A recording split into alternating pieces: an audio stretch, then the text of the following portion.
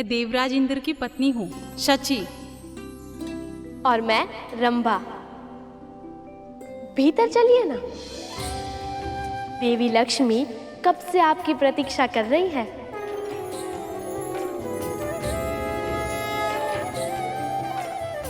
पर मैं कैसे? आप संकोच मत कीजिए, बस हमारे साथ आगे चलिए। चलिए भी।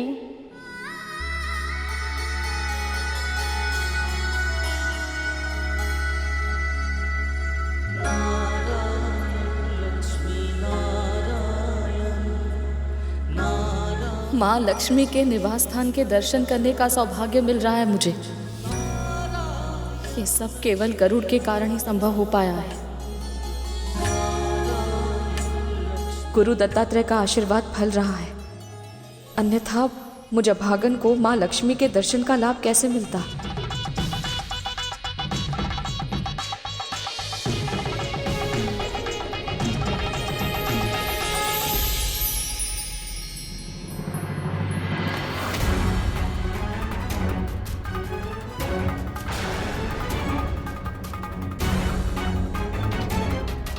माँ,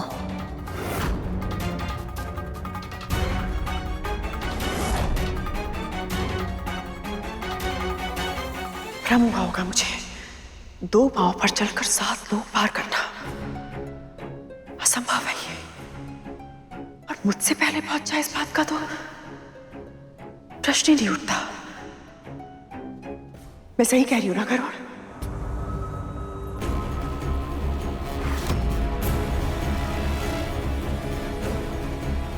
अपनी माँ को छोड़कर अपनी महारानी को ले आया। बड़ा स्वामिनी भक्त है तू। क्या हुआ? वैसे तो बहुत बोलता है तू, आज जीभ काट क्यों बन गई तेरी? क्योंकि मेरी माँ ने मुझे संस्कार और शिष्टाचार दोनों सिखाए दीदी। और मुझे आभास है कि मैं किसके द्वार के सामने खड़ा हूँ, मुझे क्या बोलना चाहिए और कितना बोलना चाहिए। चलता हूँ।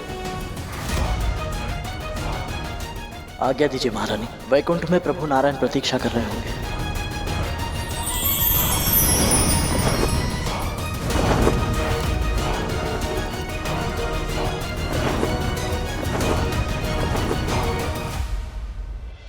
कुछ कहा नहीं, लेकिन बहुत कुछ बोल गया ये। दोनों माँ और पुत्र एक ही जैसे हैं। वाणी और कर्म से अच्छे सेवक होने का स्वांग रचते हैं और भीतर ही भीतर कोई ना कोई षड्यंत्र रचते रहते हैं।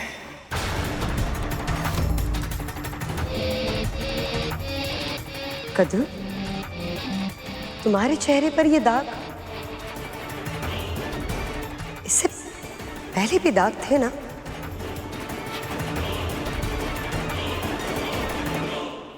कितना अंतर है इन दोनों में। विंता माँ ने अपने मन के कोने कोने को स्वच्छ कर लिया, और यहाँ ये दोनों लक्ष्मी माँ की चौखट पर आकर भी झगड़ा कर रही है। नारायण नारायण, मैंने तो निमंत्रण भी नहीं दिया था, फिर भी असुर माता चली आई। न जाने माँ लक्ष्मी को इन अवांछित अतिथियों की उपस्थिति के बारे में जानकर कैसा लगेगा। आज उनके विवाह की पहली पूजा है और इसमें देवी तिथि का सम्मिलित होना शुभ संकेत नहीं है। क्या आपने निमंत्रित नहीं किया?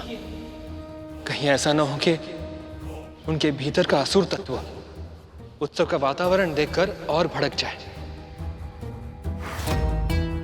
बात इतनी अधिक बढ़ जाए कि दीदी मां सच में मंथन छोड़कर चली जाए। यदि ऐसा हुआ तो अमृत देवताओं को कैसे मिलेगा देव ऋषि?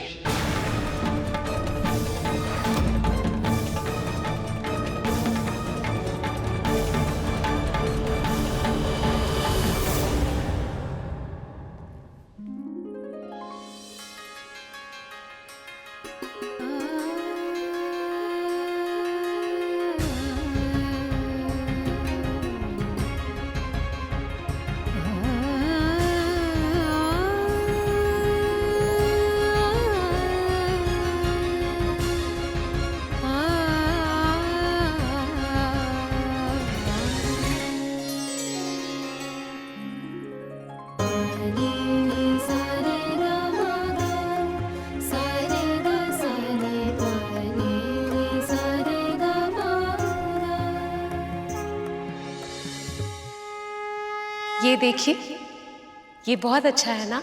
निसंदेह बहुत सुंदर है, पर इससे अधिक नहीं। हाँ, ये तो बहुत अच्छा है, पर सखी लक्ष्मी पर ये बहुत जचेगा। ये उत्तम लगेगा इन पर, इसमें कोई संदेह नहीं है।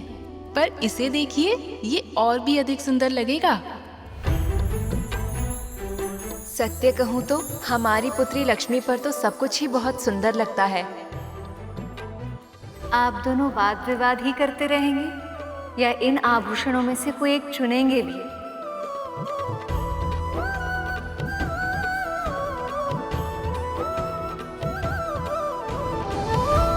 विंता,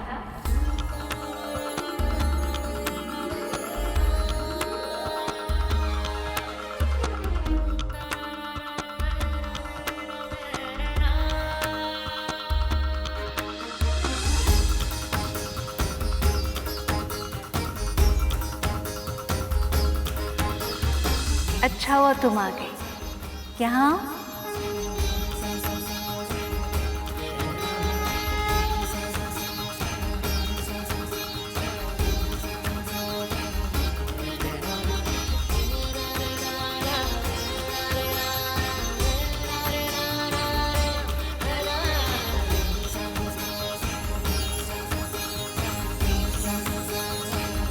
विंता, तुम बताओ ना, इनमें से कौन सा आभूषण पहनूं मैं?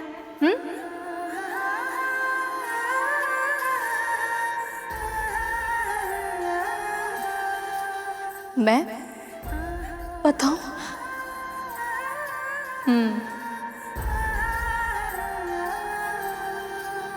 विवाह में आई हूं, कार्य तो करने पड़ेंगे। और सत्य कहो, तुम्हारा सुझाव मेरे लिए अधिक महत्व रखता है। देवी, ये क्या कह रही हैं आप? इसमें आश्चर्य ही क्या है? भगवान का सबसे सुंदर रूप एक भक्त की दृष्टि से ही देखा जा सकता है।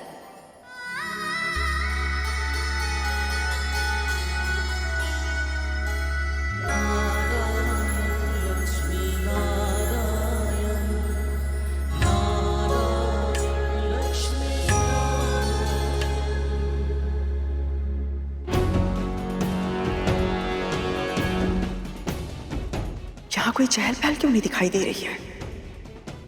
मैं आ चुकी हूँ यहाँ पे और मेरे स्वागत के लिए कोई नहीं है। इस द्वार पे तुम्हारे स्वागत के लिए कोई नहीं है, इससे चिंतित हो तुम। और मुझे देखो, मुझे तो किसी ने निमंत्रित भी नहीं किया।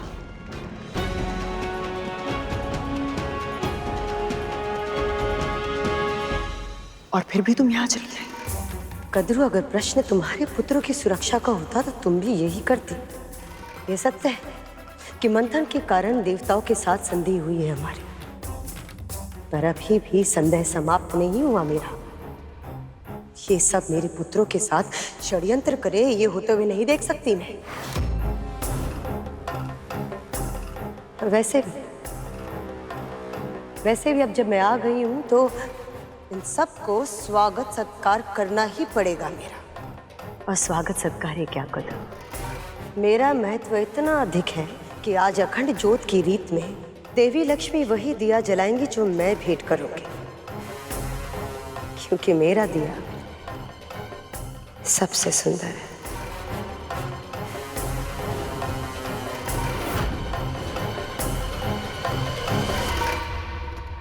स्वर्ण के दिए में वो विशेषता कहाँ जो इस दिए में है?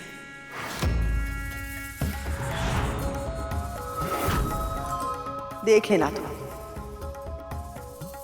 देवी लक्ष्मी मेरे इस उपहार रूपी दिए को ही अपने अखंड सौभाग्य का दीप बनाएंगी।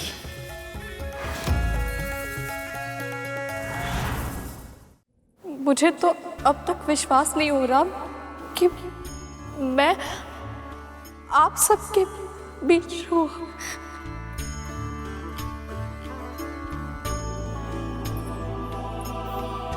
अब हुआ विश्वास?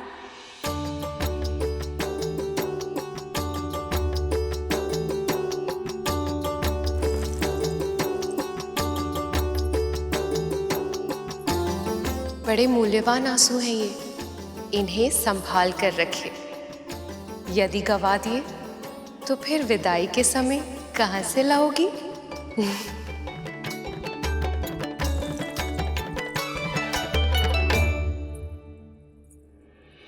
सत्यवंता, तुम्हारा मुस्कुराता हुआ मुख देखकर इतनी प्रसन्नता होती है। जानती हो, तुम्हारे पुत्र गरुड़ ने पहली भेंट में ही मेरा मन मोह लिया था। अब पता चला उसे ये विशेषता कहाँ से मिली। एकदम सत्य कहा आपने सखी। आपके पुत्र ने इस मंथन में साहस, धैर्य और सूझबूझ का अद्भुत परिचय दिया है। और पता है इससे क्या पता चलता है कि तुमने अपने पुत्र को कितने अच्छे संस्कार दिए हैं।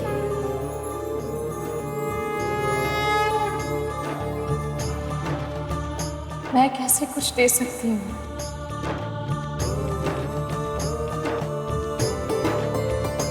देने वाली तो आप हैं देवी।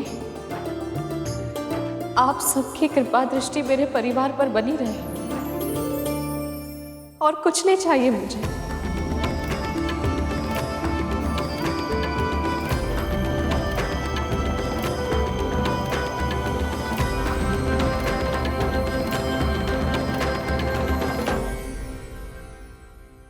सदैव सुखी रहो।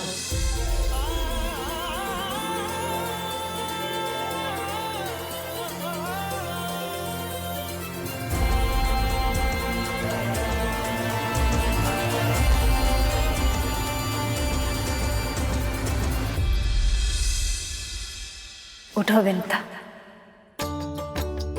ये विवाह संपन्न होने तक ऐसे ही हंसती मुस्कुराती रहो।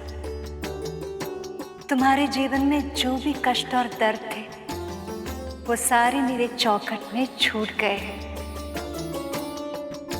ये मेरा मायका है, इसका मतलब ये हुआ कि ये तुम्हारे माँ का भी घर है। अब यहाँ खुशी के छाव में प्रसन्नता से रहो, स्वतंत्र होकर जियो।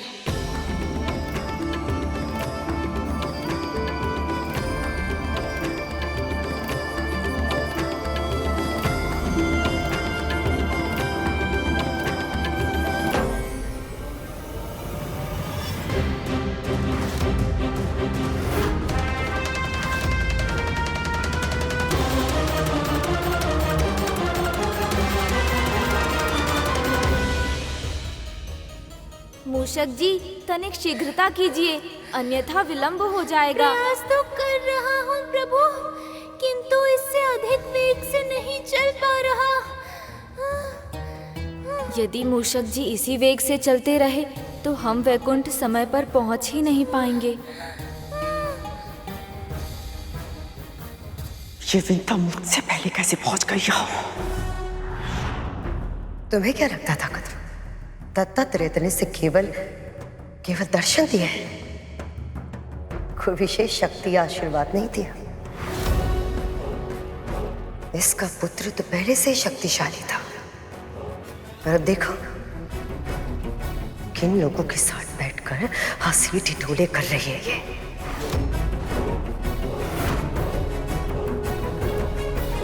कद्रू, तुम्हें निमंत्रण तो मिला पर स्वागत नहीं, और उसे देखो कितना विशेष सम्मान मिल रहा है उसे।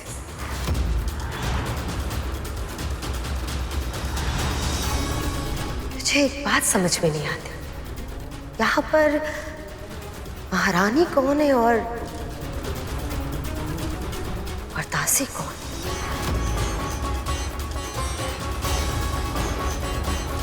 मेरे घाव पर नमक छिड़कने से तुम्हारे स्वयं के घाव कम नहीं होंगे। वैसे तुम्हें तो निमंत्रण भी नहीं आया था, है ना दीदी?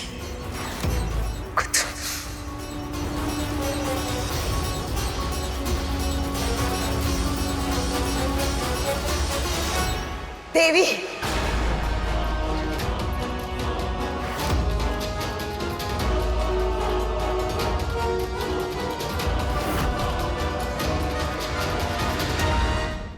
ये कैसा पक्षपात है देवी?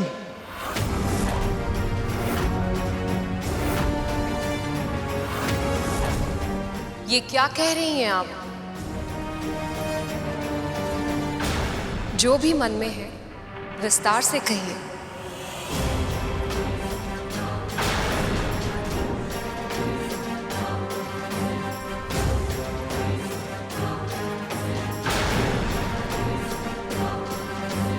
ऐसा कुछ भी नहीं है, ऐसा कुछ भी नहीं देवी जो आप नहीं जानती। जो कुछ हो रहा है आपके संकेत से ही हो रहा है। पर यदि फिर भी आप मुझसे कहलवाना चाहती हैं तो ठीक है, मैं यहां सबके सामने कह देती हूं। देवी लक्ष्मी और विष्णु ने संधि के नियम तोड़े हैं। हमेशा की तरह हम असुरों के साथ पक्षपात हुआ है।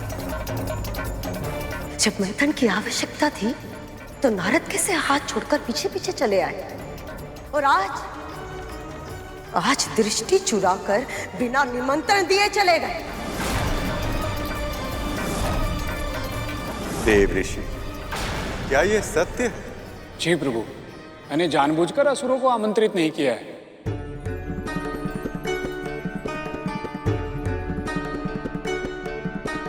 परंतु आपने ऐसा क्यों किया मुनिवर? अब व्यर्थ में ही उन्हें द्वेषपूर्ण बातें करने का अवसर मिल जाएगा। प्रभु का आदेश था कि मैं हर विष्णु भक्त को विवाह में सम्मिलित होने के लिए आमंत्रित करूं, और ये सब जानते हैं कि असुर विष्णु भक्त नहीं है। यदि मैं उनको आमंत्रित कर भी देता तो भी वो यहां नहीं आते। प्रभु, ये सत्य है कि आमंत्रण ना देकर मैंने असुरों का अनादर किया है, पर यदि आमंत्रण पाकर भी वो यहाँ नहीं आते तो ये आपका अनादर होता। और एक भक्त होने के नाते मैं आपका अनादर होते हुए नहीं देख सकता था प्रभु।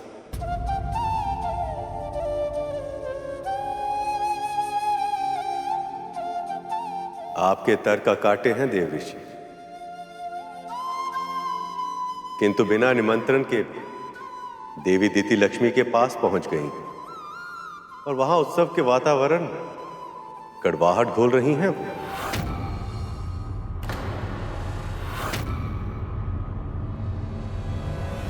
देवर्षि ने भले ही आपको निमंत्रित न किया, यह अभाव भी आपको यहाँ आने से नहीं रोक पाया।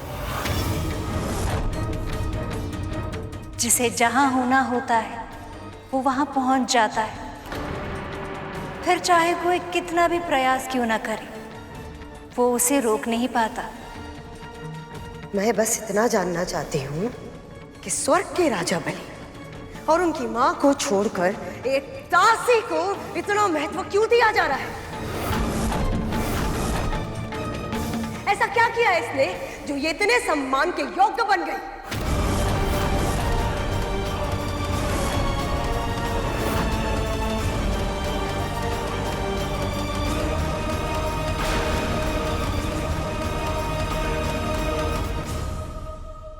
कैलाश, इसका अर्थ है यदि हम इतनी ही मंद गति से चलते रहे तो मेरे पहुंचने से पहले ही विवाह संपन्न हो जाएगा। रुकिए मूषक जी। धन्यवाद प्रभु, इतने समय बाद ही सही आपका विश्राम करने का मन तो हुआ। विश्राम नहीं, परिवर्तन करना है मुझे। परिवर्तन प्रभु? हाँ, योजना में परिवर्तन। आप मेरे हाथ पर चढ़ जाइए, मैं चल कर जाऊंगा। प्रभु, ये क्या कह रहे हैं आप? मैं आपका वाहन हूँ। अपने स्वामी के ऊपर चढ़कर मैं यात्रा का आनंद। तो मत लीजिएगा आनंद, पर चढ़िए तो सही। पर मैं कैसे? आप ऐसा क्यों कह रहे हैं प्रभु? क्योंकि मेरे मन में क्रूरता नहीं है और आपके पाँवों में गति। आपकी बात मानी तो विवाह का आनंद लेने से चूक जाऊंगा। वहाँ मामा श्री विष्णु प्रतीक्षा कर रहे होंगे और मामी श्री भी तो मेरे आगे दिया जलाने के लिए तैयारी कर रही होंगी। अब चलिए, चढ़िए मेरे हाथ पर। यदि गणेश जी शीघ्र यहाँ न पहुंचे तो ना जाने कितने और विघ्न उत्पन्न होंगे।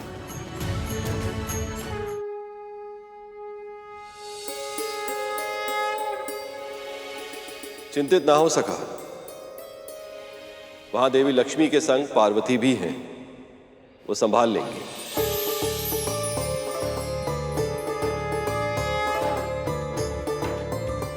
बस अब शीघ्र ही गणेश आ जाए तो ये विघ्न भी दूर हो जाएगा। लक्ष्मी के साथ मिलन में और विलंब अब मैं नहीं सह पाऊंगा।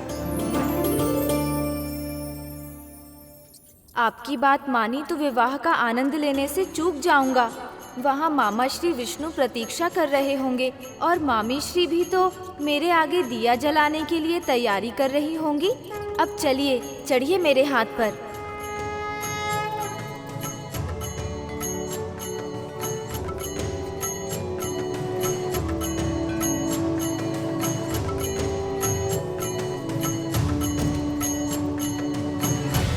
यदि मैं समय पर नहीं पहुंचा तो विवाह में कोई विघ्न भी आ सकता है, पर मैं ऐसा नहीं होने दे सकता।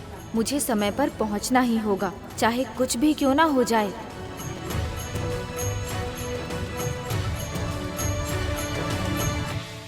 मैं बस इतना जानना चाहती हूँ, ऐसा क्या किया इसने जो ये इतने सम्मान के योग्य बन गई?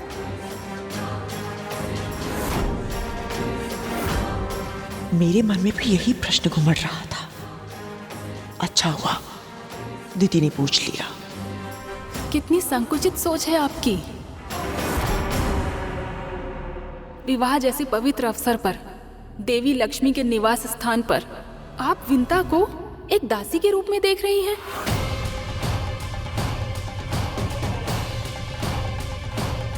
जबकि आप तीनों में केवल विंता ही है अपनी भक्ति की शक्ति से जो यहाँ तक पहुँच पाई है। और आपको तो ये बात पता है देवी दीदी कि शास्त्रों में भक्त का स्थान भगवान से बड़ा होता है।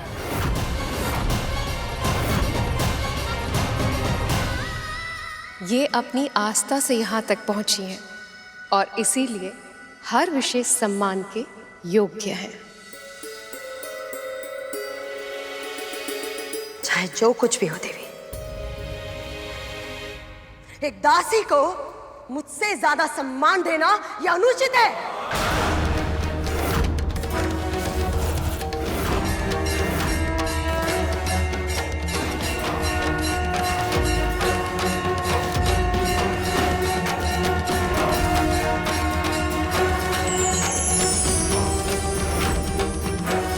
देवी पार्वती का शक्ति रूप, मुझे इस विंता की वजह से और कोई संकट नहीं मोड़ देना है। महारानी, हम सब में चाहे जो भी समस्या हो, ये अवसर हम सब की समस्याओं से कहीं अधिक बड़ा है। इसलिए हमें अपने वाद विवाद को परे रखकर इस समय केवल इस विवाह में अपना ध्यान केंद्रित करना चाहिए। सहस्रों वर्षों में एक बार आता है ऐसा अवसर। विंता सही कह रही है। ये समय वाद विवाद में पड़ने का नहीं है। ये तो विवाह की प्रसन्नता को मनाने का समय है। हर्षोल्लास के इस वातावरण में खो जाने का समय है।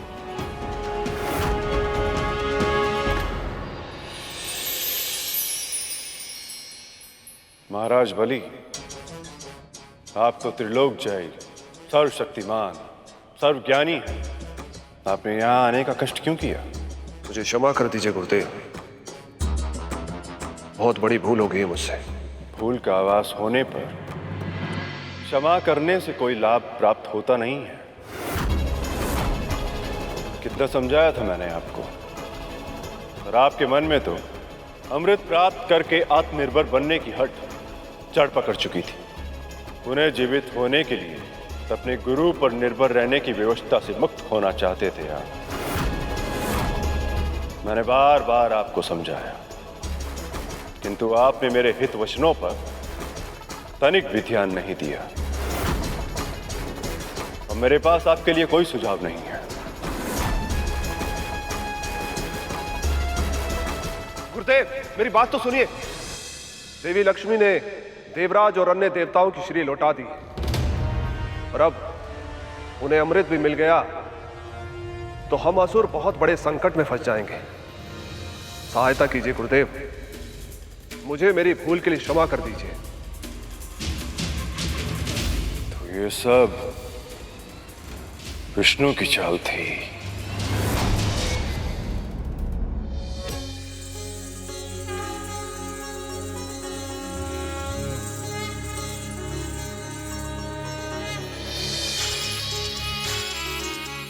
ये सारे दिए कितने सुंदर हैं, रंग बिरंगी और रत्नों से जड़ित।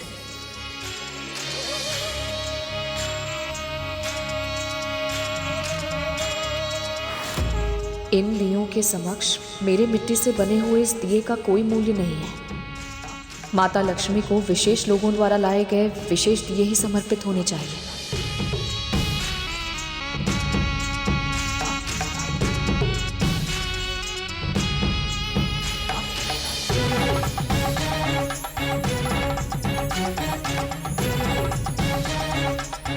जब तक सबके दिए यहाँ नहीं होंगे, मेरे लिए दिए का चुनाव करना असंभव है।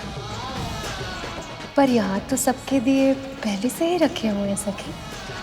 पर एक दिया ऐसा है जिसे यहाँ होना चाहिए, पर है नहीं।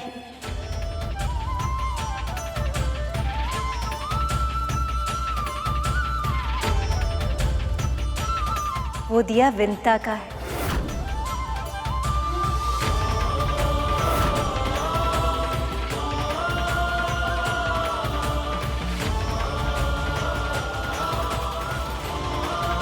नहीं माँ, मेरा दिया इतना सुंदर नहीं है। विंता, यहाँ अरे आओ।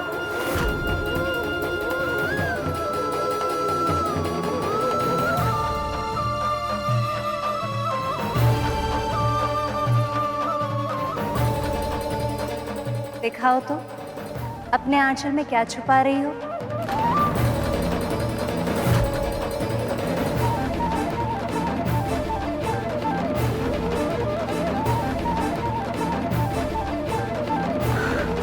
दिखाओ दिखाओ।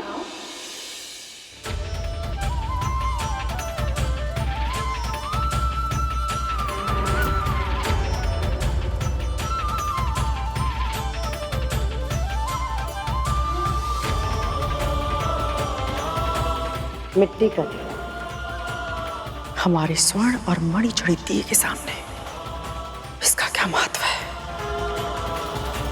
कितना सुंदर दिया है ये। इसमें गणेश की मूर्ति भी है। अरे हाँ, ये तो और भी अच्छा है। गणपति भले ही प्रत्यक्ष रूप से यहाँ उपस्थित ना हो, पर इस दिए के माध्यम से हम उनका ध्यान कर सकते हैं।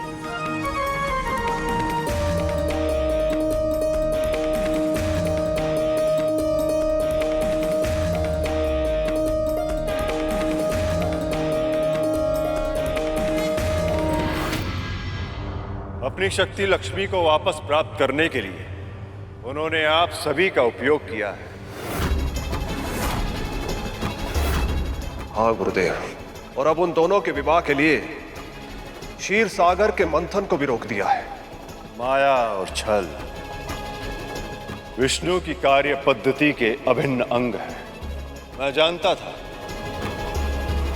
और मैंने आपको चेतावनी भी दी थी, किंतु आपने अपने गुरु के ज्ञान का लाभ उठाना उचित नहीं समझा। आपने स्वयं अपने दुर्भाग्य को आमंत्रित किया है। कब होगी?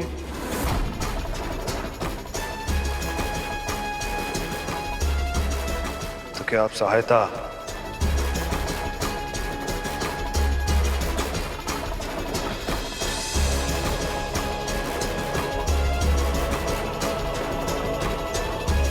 गुरुदेव ने सच में हमारा साथ छोड़ दिया।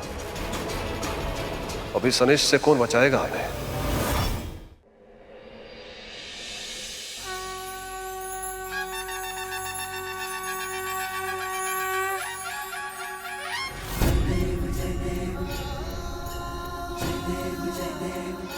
हे गणपति, इस बार जब मुझे नारायण मिले तो वो मुझसे कभी दूर ना जाए। हम एक साथ सदैव सुखमय जीवन बिताएं।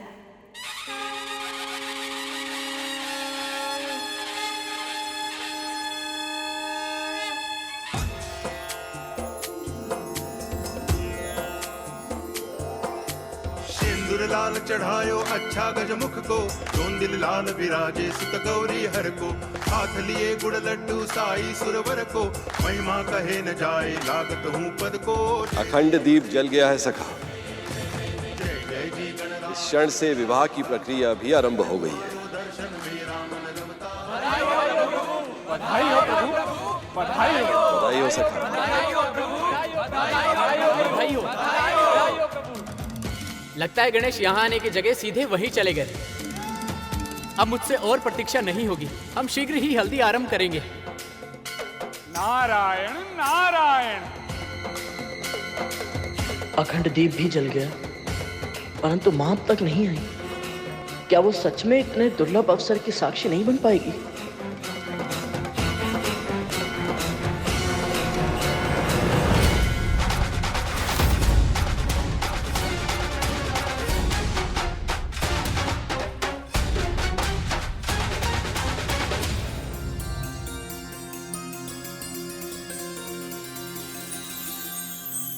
अरुण भैया,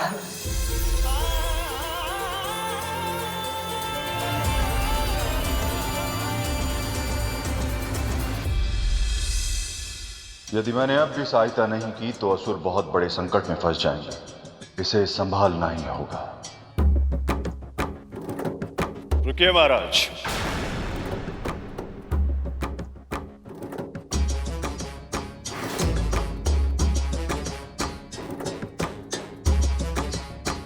शिष्य भले ही अपना कर्तव्य छोड़ दे, किंतु एक गुरु होने के नाते मैं अपना धर्म नहीं छोड़ सकता।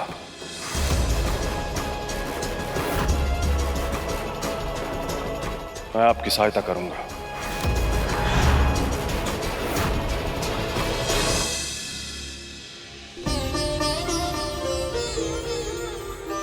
गरुड़ मेरे भाई, तो जानता है आज मैं बहुत प्रसन्न हूं। अब अपने परिवार के साथ कुछ आनंद के पल बिता पाऊंगा मैं। ये कल्पना ही मेरे रोम रोम को पुलकित कर रही है गरुड़।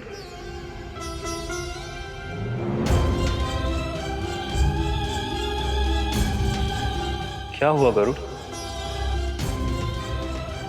परिवार मां के बिना अधूरा है भैया, और मां नहीं आई। ये तो उससे किसने कहा? मां तो लक्ष्मी मां के साथ है गरुड़।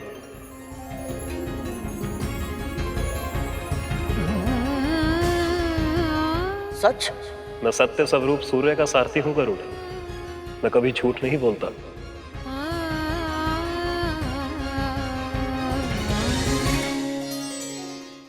मामीश्री ने मेरे स्थान पर मेरी प्रतिमा के आगे दिया जलाकर विवाह के विधि विधान का औपचारिक आरंभ कर दिया है, पर मुझे स्वयं भी वहां शीघ्र ही पहुंचना होगा।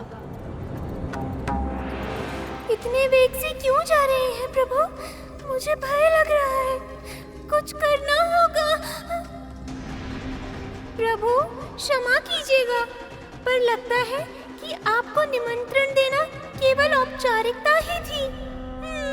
क्योंकि यदि सच में आपको बुलाना होता तो आपके बिना विवाह की रीतियों का आरंभ थोड़ी ना करते वो सब। अब ये तो सब जानते ही हैं प्रभु कि आपकी उपस्थिति के बिना कोई भी मंगल कार्य आरंभ तो हो सकता है, पर पूरा नहीं हो सकता। उसके बाद भी उन सब ने आपके पहुंचने की प्रतीक्षा क्यों नहीं की? हो सकता है मुहूर्त बीता जा रहा हो। प्रभु कहीं ऐसा तो नहीं कि वहाँ किसी को आपकी उपस्थिति की आवश्यकता का आभास ही ना हो रहा हो? भैया, आप नहीं जानते कि आपने ये सूचना देकर मुझे कितनी बड़ी प्रसन्नता दी है। माँ, ये तो बस प्रसन्नता का आरंभ है गरुड़। मैं जानता हूँ कि माँ किसी से नहीं कहेंगी, पर उनको उनकी सेवा का फल मिल चुका है। भगवान दत्तात्रेय ने उन्हें सदैव सुखी रहने का और दास्ता से मुक्त होने का आशीर्वाद दिया है मेरे भाई। ये सत्य है मेरे भाई। धीरे धीरे तुम्हें तुम्हारे कष्टों से मुक्ति मिलेगी और फिर समुद्र मंथन से निकलने वाला अमृत तेरे जीवन के सारे विष को समाप्त कर देगा। तो चल मेरे साथ भोजन भी कर ले और बाबा से भी मिल ले। बाबा?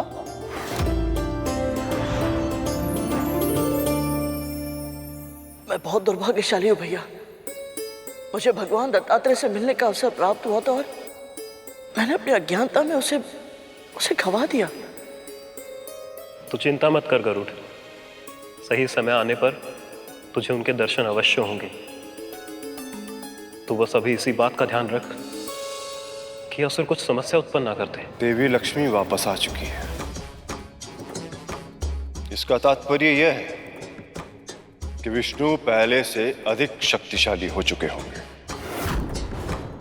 यदि इन दोनों का विवाह हो गया तो ये देवताओं के लिए अति कल्याणकारी होगा। यदि ऐसा हुआ तो असुरों के लिए अमृत प्राप्त करने का स्वप्न देखना भी असंभव हो जाएगा। तो कितना भी प्रयास कर लें उन्हें अमृत कभी भी प्राप्त नहीं होगा। शाम दाम दंड भेद सब किया जाएगा ताकि आपका भाग छीन कर देवताओं को दिया जाए। यदि अब आपको अमृत प्राप्त करना है तो उसका एक ही उपाय है।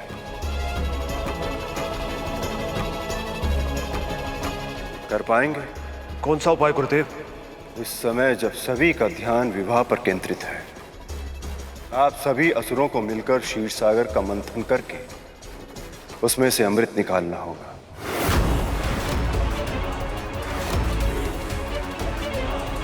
न केवल अमृत को प्रकट होने पर विवश करना होगा बल्कि उसे चुराना होगा।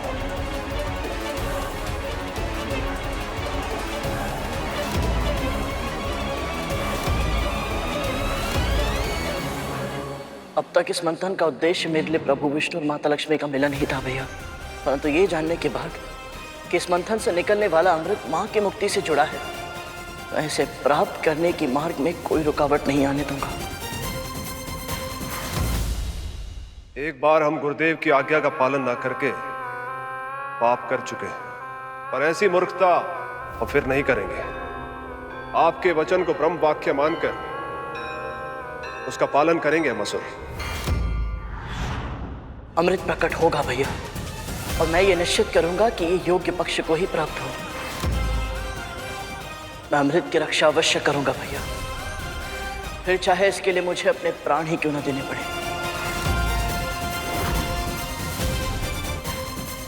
इससे पहले कि देवताओं की दृष्टि उस अमृत पर पड़े, हम उसे चुरा लेंगे। अब हम सारे असुर मिलकर मंथन करेंगे और अमृत को प्राप्त करेंगे।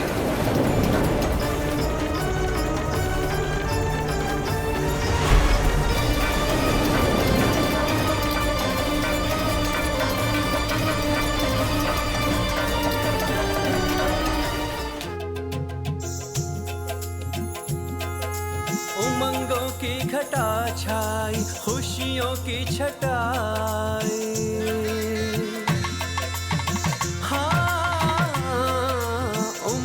की घटा छाई, खुशियों की छटाई, शुभ घड़ी आई, मंगल बेलाई, शुभ घड़ी आई, मंगल बेलाई, ढोल बजी शहनाई बजी, बड़ी मंगल बेला आई, ढोल बजी शहनाई बजी, बड़ी मंगल बेला आई।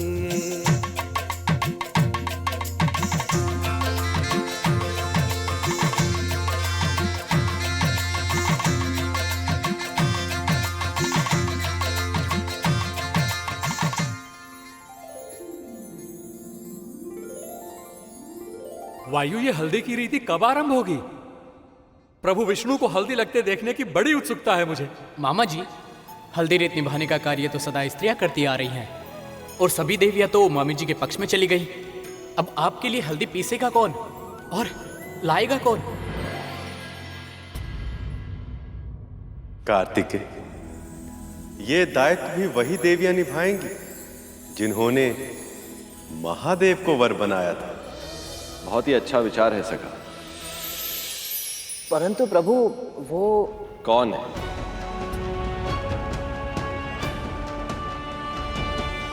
महर्षि वशिष्ठ की पत्नी देवी अरुंधति और महर्षि अत्रि की अर्धांगिनी देवी अनुसुईया।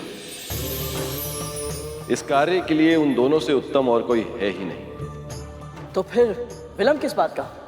मैं शीघ्र जाके उन्हें ले आता हूं। नारायण नारायण, उसकी आवश्यकता नहीं पड़ेगी गरुड़। सभी महान तपस्वी स्त्री पुरुष एक विशेष स्तर की सिद्धि प्राप्त करने के पश्चात इस योग्य बन जाते हैं कि यदि शुद्ध हृदय से उनका आह्वान किया जाए तो वो अपनी इच्छा अनुसार पूरी सृष्टि में कहीं भी आवागमन कर सकते हैं। हाँ, ये संभव है। आपने सत्य कहा मुनिवर। हे महाविदुषी, परम सिद्ध देवी अरुंधति, हे महान ज्ञानवान देवी अनुसूया, मैं विष्णु आप दोनों का आह्वान करता हूं। कृपया दर्शन देख के हमें कृतार्थ कर।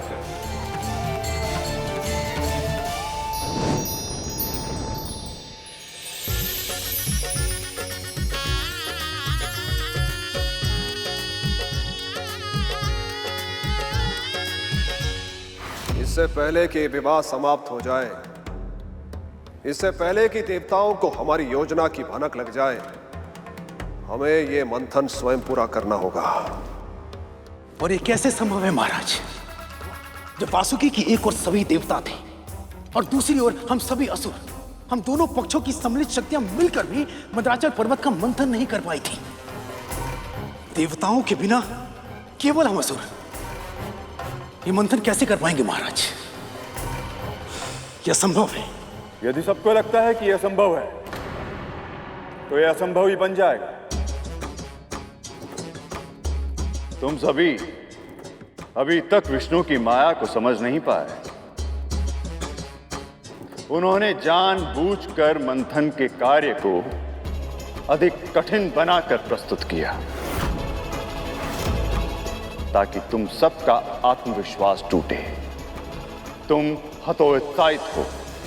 स्वयं विचार करो, यदि यह सत्य न होता तो क्या संभव था? एक विशाल विराट महान पर्वत को तुम सब मिलकर भी उठा न सके।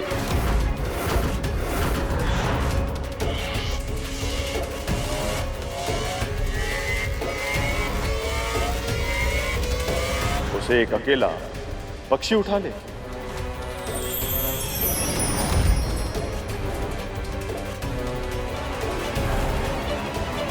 ये तर्क उचित है गुरुदेव।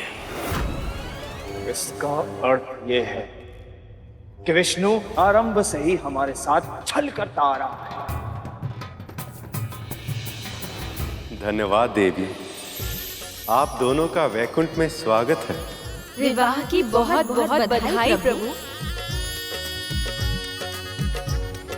क्या आप दोनों देवी परंपरा की हल्दी मुझे लगाकर इस विवाह को अपना आशीर्वाद देना चाहेंगी?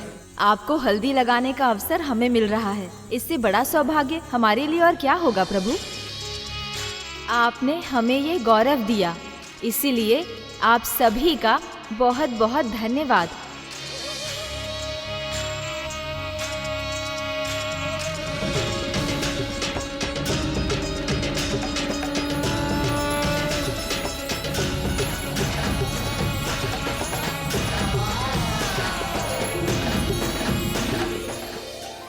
तुम सबकी प्रसन्नता पर दया आ रही है मुझे, क्योंकि तुम जितने प्रसन्न रहोगे उतने ही व्यस्त रहोगे और वहाँ मेरे पुत्र मंथन का अमृत प्राप्त कर लेंगे और असुर सदैव सदैव के लिए अमर हो जाएंगे।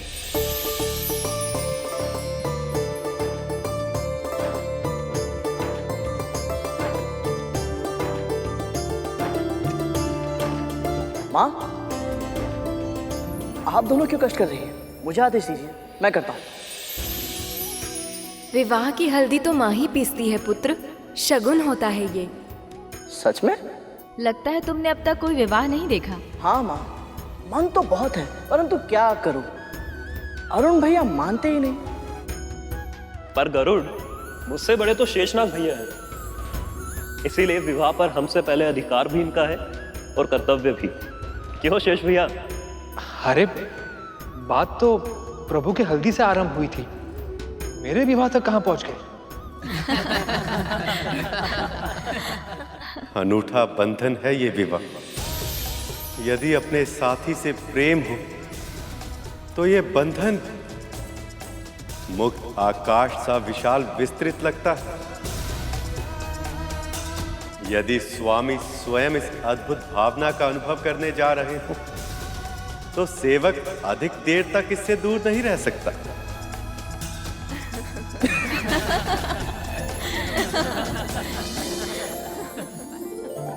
आने दो विंता मां को, उनको सब बताऊंगा कैसे परेशान करते हो तुम दोनों मुझे।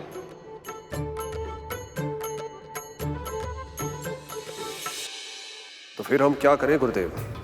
मंथन के कार्य को पूर्ण करने के लिए तन की शक्ति से अधिक मन की शक्ति की आवश्यकता है। मस्तिष्क में संदेह का दीमक व्यक्ति के बल को भीतर ही भीतर खा जाता है। इसलिए अपने मस्तिष्क में जितने भी संदेह हैं उन्हें दूर करो। अपनी इच्छा शक्ति की सीमा को इतना बढ़ाना होगा कि वो शारीरिक ऊर्जा के तौर पर बदल जाए। यदि अमृत पाने की इतनी प्रबल इच्छा है तो अपना संपूर्ण ध्यान उसी पर केंद्रित करो।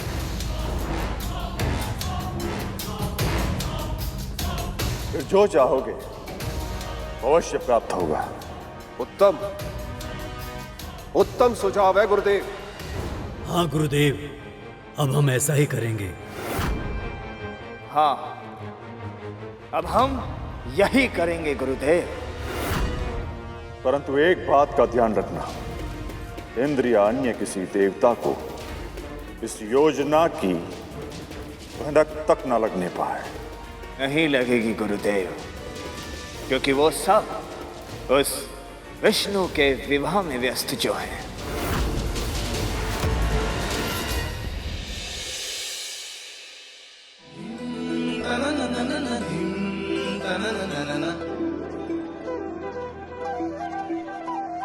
मरमरी लगाओ जी, मरमरी लगाओ, मरमरी लगाओ जी, मरमरी लगाओ, पीतांबरधारी को मरमरी लगाओ। सौंदर्य व्याप्त है जिनसे तीनों लोक में, प्रेम का रंग विष्णु को चढ़ाओ। सौंदर्य व्याप्त है जिनसे तीनों लोक में, प्रेम का रंग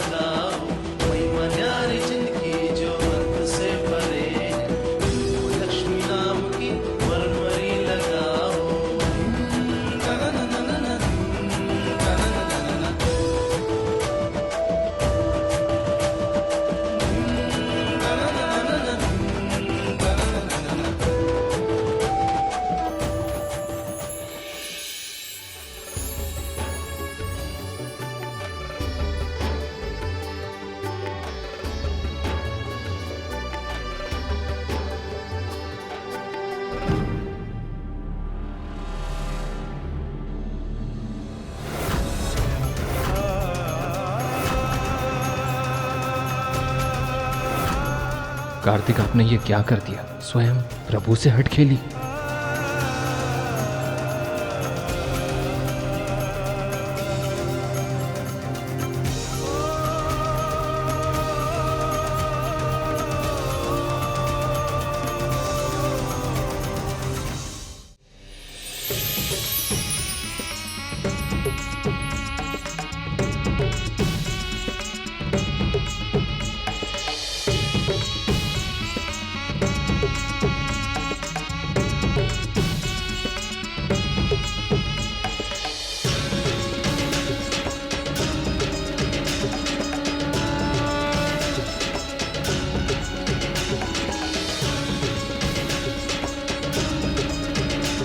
प्रभु नारायण, इस शुभ विवाह का खूब आनंद ले रहे हैं आप। अब जल्द आपकी लगाई हल्दी भिजवाइए। आपके रंग में रंगने के लिए उत्सुक हूँ मैं।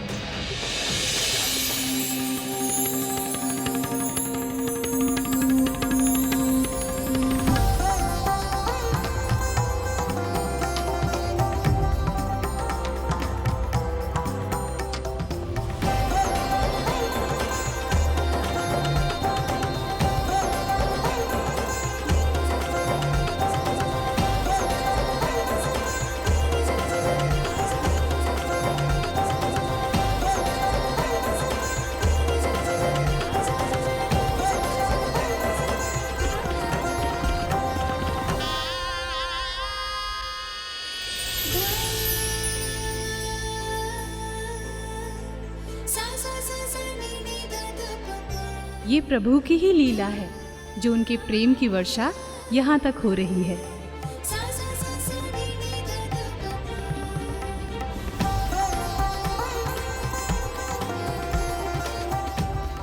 धन्यवाद हरि, इस प्रेम वर्षा के लिए। अब बस शीघ्र ये विरह का अंत हो जाए ताकि लक्ष्मी नारायण पुनः एक हो सके।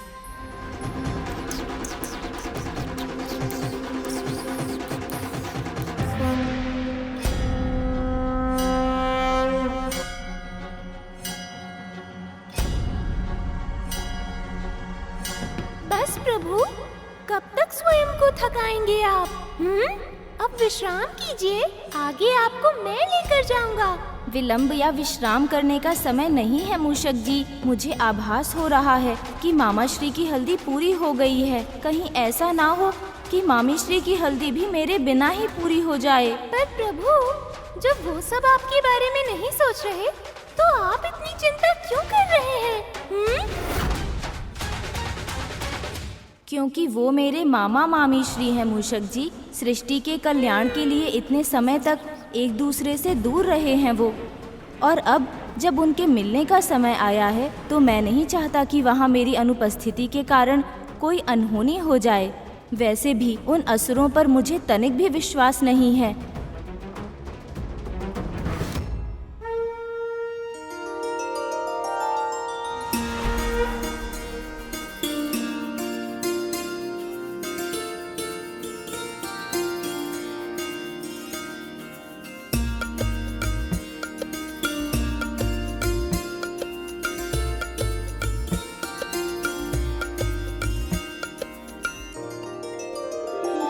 विराट पुरुष सर्वशक्तिमान, हे विराट पुरुष सर्वशक्तिमान, हे जनार्दन विष्णु महान, है जनार्दन विष्णु महान। आपको मेरा प्रणाम, आपको मेरा प्रणाम, बारंबार विनीत प्रणाम। है विराट पुरुष सर्वशक्तिमान, है विराट पुरुष सर्वशक्तिमान। कोई से देवी लक्ष्मी के यहाँ पहुँचा, आइए। कृपया शीघ्र जाइए, वो प्रतीक्षा कर रही होंगी। मैं ही जाता हूँ, माँ से भेंट भी हो जाएगी। रुकिए कार्तिकेय,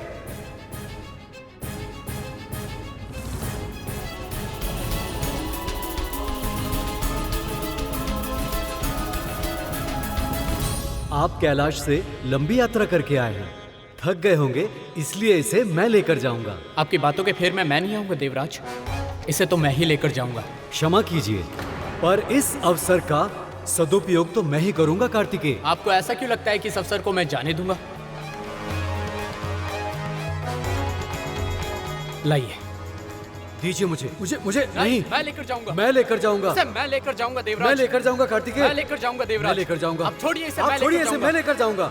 हे नारायण, ये हल्दी का अपशगुन होगा, कहीं ये लड़ाई में शुभ हल्दी गिर न जाए।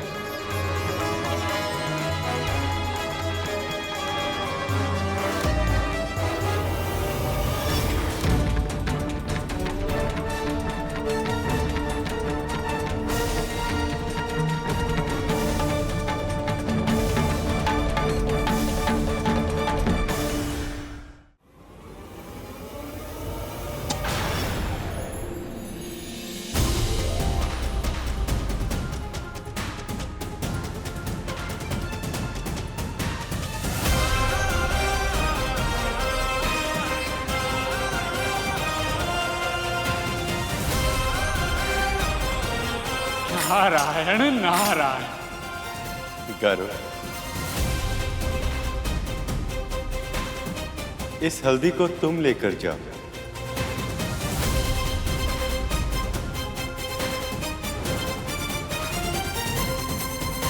और अपनी मां विंता से भी मिल लेना।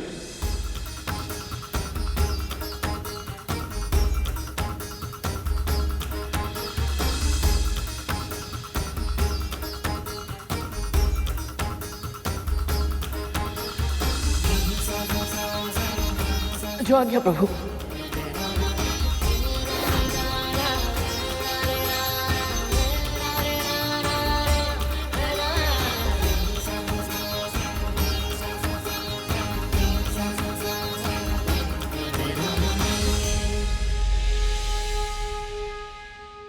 गरुड़ की सेवा भाव पर आपकी कृपा दृष्टि रखने के लिए कोटि कोटि धन्यवाद। विवाह में अनहोनी अपशगुन होने के कई अवसर होते हैं, परंतु विवाह कार्य जो अनिष्ट होने से रोके वही आपका सच्चा हितैषी होता है। तुम्हारा भ्राता एक सच्चा भक्त साबित हो रहा है श्रेष्ठ। पक्षीराज गरुड़ के साहस भरे कारनामे देखने के लिए चैनल को सब्सक्राइब करें और साथ ही बेल आइकॉन दबाना न भूलें।